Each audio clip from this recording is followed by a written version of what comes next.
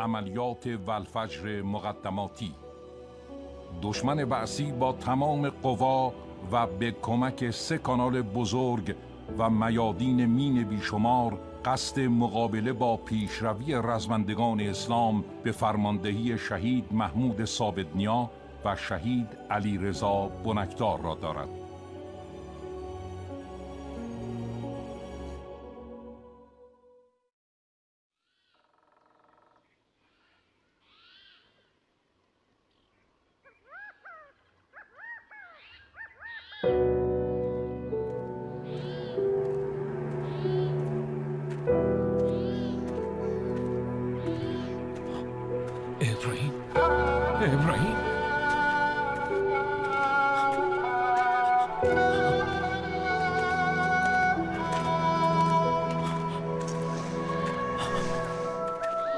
ابراهیم اومدی؟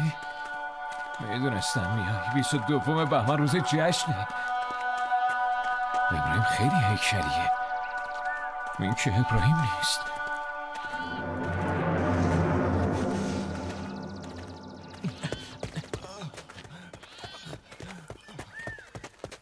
شو برادر، یا علی بگو.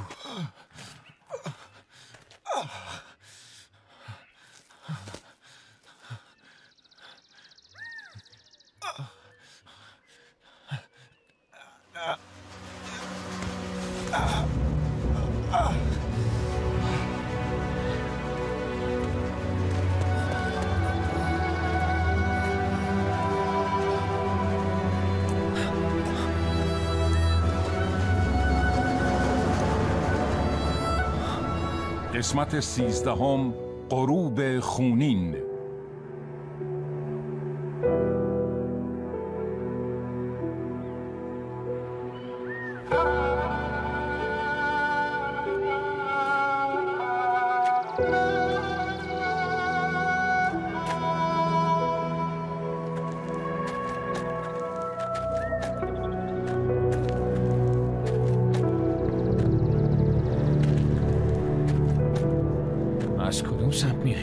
چرا فقط 3 نفریم؟ ما بچه های لشکر 27 گردان کمیل. از بقیه چی؟ بقیه رزمنده ها؟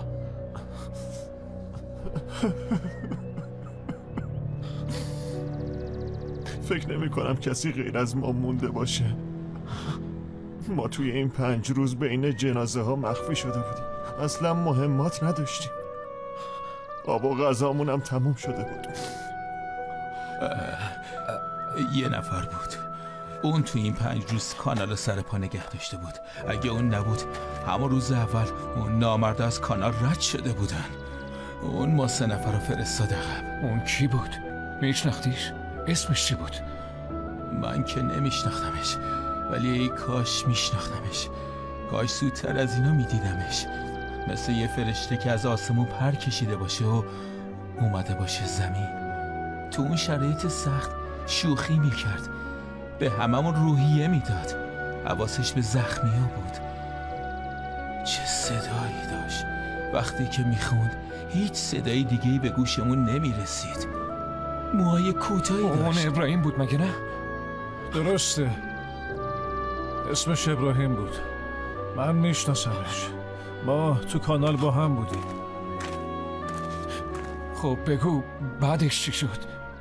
روز اول بود.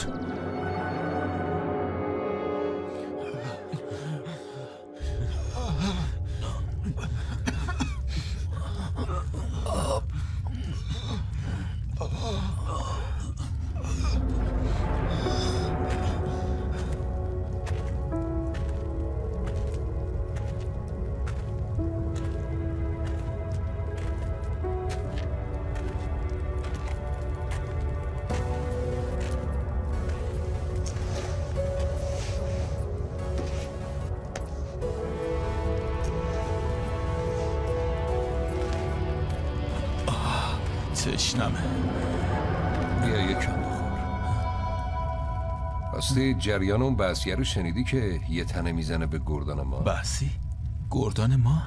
نشنیدی؟ نه والا. نشنیدی دیگه.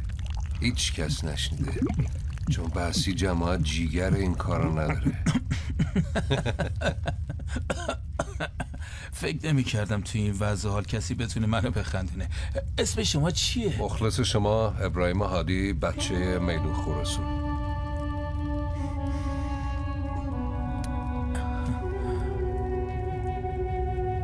من بیحال یه گوشه افتاده بودم. انگار داشتم خواب میدیدم. یکی بود که یه تنه کل بحثی‌ها رو حریف بود. هر بحثی که هدف میگرفت تیرش خطا نمی‌گرفت. چشم و چراغ همه بچه‌های کار.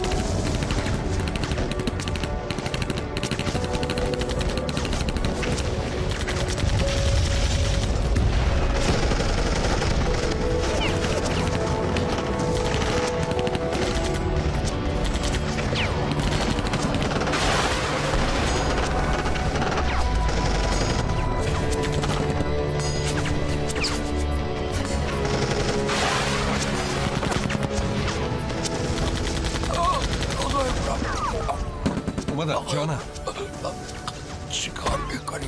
یکم استراحت کن. زخم خوبه بدم، بعدش میبرم تو اون طرف. خودتو خسته نکن. اینجا با اونجا چه فرقی میکنه؟ من که جونی تو تنم نمونده. جون تو تن منه. تا من زنده هم هوای همتون رو دارم. هم ننه من غریبم بازی در نیار. بچه ننه بازی هم حدی داره. یه سواری مفتی میخوای بخوری بازم قور میزنی؟ درباس میرسونم به دیسکای بعدی تای کانال پیاده بود. یه آبی هم بهت میدم، بعدش هم بگی بخوام. ها خوبه؟ چرا ساکت شدی؟ اخوی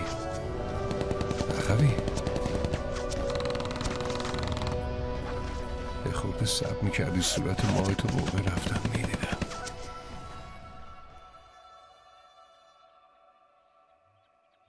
بعد از انفجار من از حال رفتم و دیگه ندیدمش. یعنی بعد از اون انفجار من دیدمش. رفت بالای کانال روی یه بلندی. وقتی داشت اذان میگفت، در حالی که بی حال افتاده بودم یه گوشه، جون گرفتم. همه جون گرفتن. سرمو به سختی آوردم بالا، دیدم بدون توجه به توپ و گلوله تو تیررس بحثی‌ها با آرامش کامل داره اذان میگه. بعدش هم یه نماز جماعت با یه حال عجیب روحانی توی کانال خوندیم.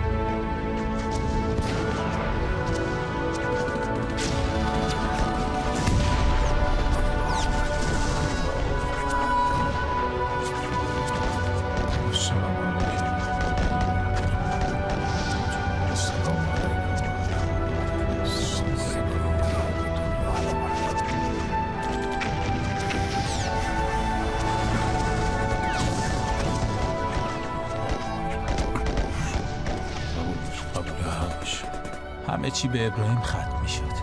هر کسی هر کاری داشت به اون میگفت. من که دستور عقب نشینی به شما نرسیده بود.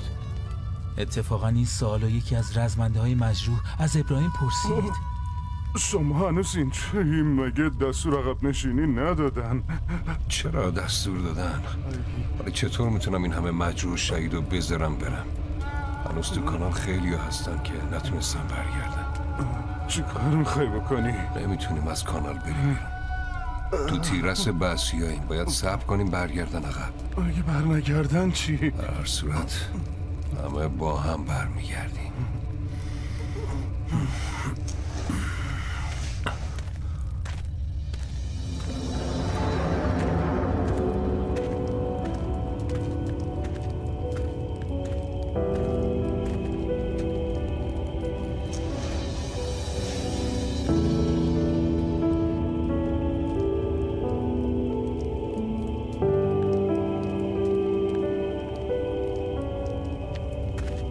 آقا ابراهیم شما هستین؟ آره برادر، جانم. یه چیزی بگم راستشو میگی؟ تا از من دروغ شنیدی؟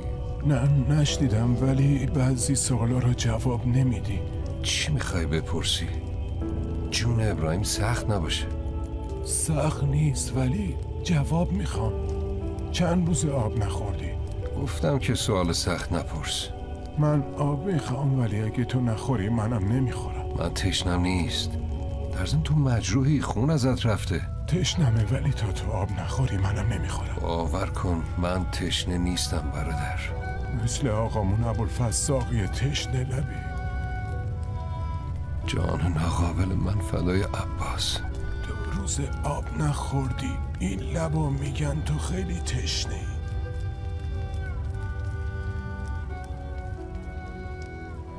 السلام علیک یا ابا عبدالله و علی الارواح التي حلت بفنائک. علیک منی سلام الله ابدا ما بقیت و بقی اللیل و النهار ولا جعله الله آخر العهد منی لزیارتکم.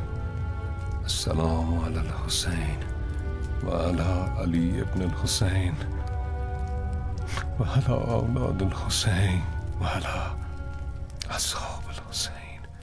یا ابا عبدالله، یا ابا عبدالله، یا ابا عبدالله.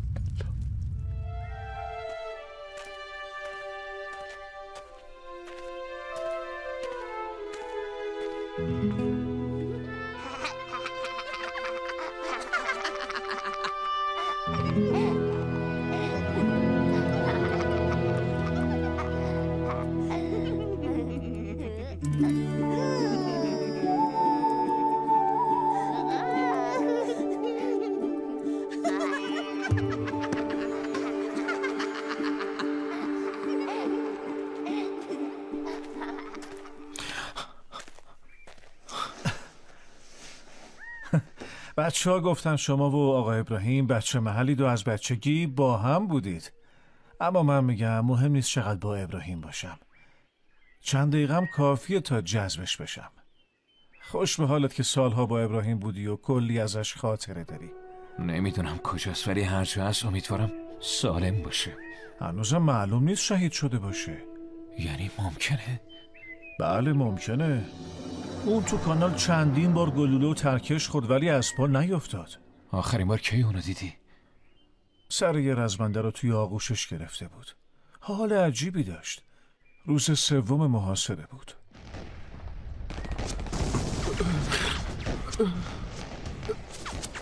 چیزی نیست. الان میبرم عقب. این عکس مادرمه. یه چیزی موقع رفتن ازم خواست. گفت حلالت نمی کنم اگه بری و برام تربت کربلا نیاری. هرچی گفتم نه کربلا تو خاک بعضی از ما که نمیریم خاک اونا رو بگیریم، میریم خاک خودمون رو پس بگیریم. به خرجش نرم. اگه برگشتی چفی همون برش بدم. بگو حسین دستش از دنیا کوتاه شد. بگو عوضش اونطونیا پیش سید و شهدا شفاعتتو میکنن. پادر داره سالها زمین گیره. آقا ابراهیم میری پیش مادرم دیگه مگه نه؟ بهش بگو بگو حسین گفت آقا رو آقا واسم از وقتی اومدم اینجا دیگه نمازم قضا نشده. مگه نه ابراهیم؟ این عکس چپی من اگه تونستی با اون تو تربت سید و شهدا بهش بده. یعنی من تو این دنیا موندنیم؟ اگه موندنیم بهت قول میدم تربت سید و شهدا رو بهش برسونم. انشالله یه روزی با پای خودش میره کربلا، مطمئنم. با بلند کردن هر شهید تازه بغض گلوش بیشتر میشد. بیرمق و خسته و تشنه بود ولی پر از انگیزه. اون باید به وصیت تمام این شهدا عمل میکرد. پس باید برای زنده موندن تلاش میکرد.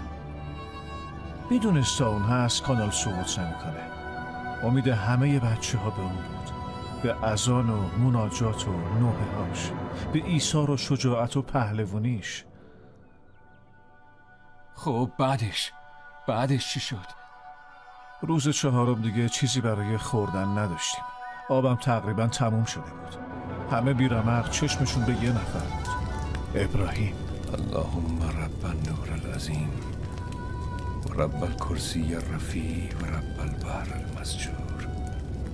اللهم رب نور العظیم و رب الکرسی الرفیع و رب البحر المسجور.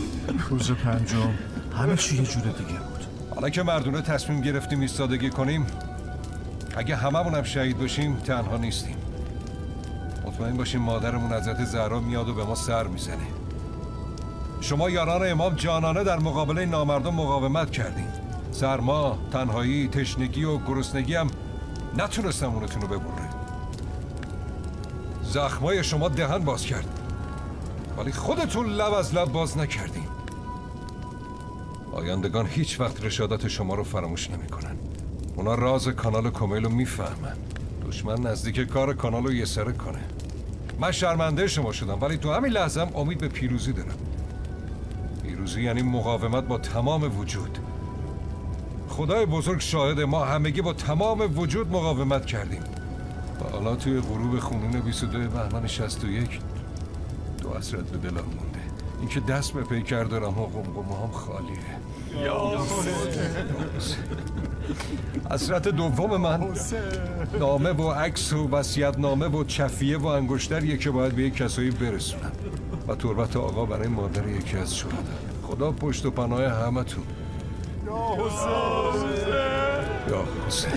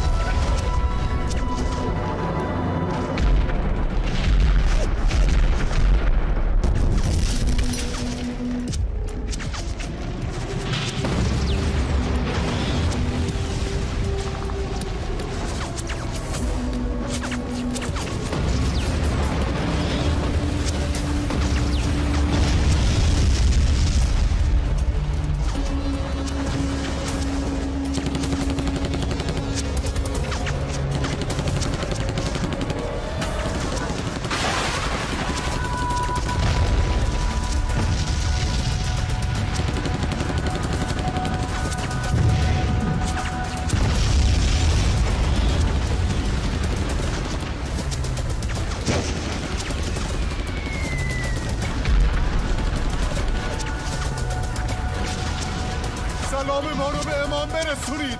از قول رزمنده های کومیل به امام بگید همونطور که فرموده بودین ما کم نذاشتیم و تا آخرین نفس جنگیدیم.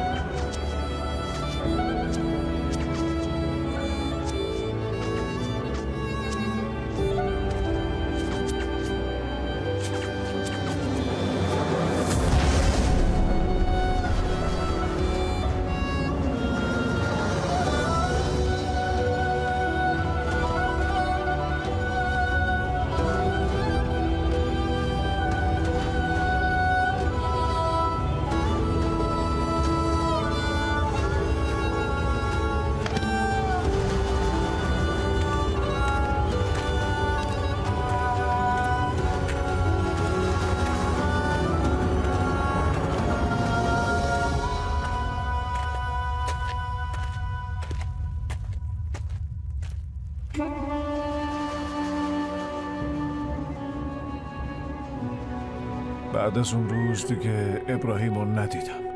انگاری که گمش کردم. شرمنده که خبر خوبی دارم نداشتم. دشمنت شرمنده. مطمئنم هر جا که از حتما جاش خوبه. جاش توی قلب تک تک رزمنده های بسیجیه.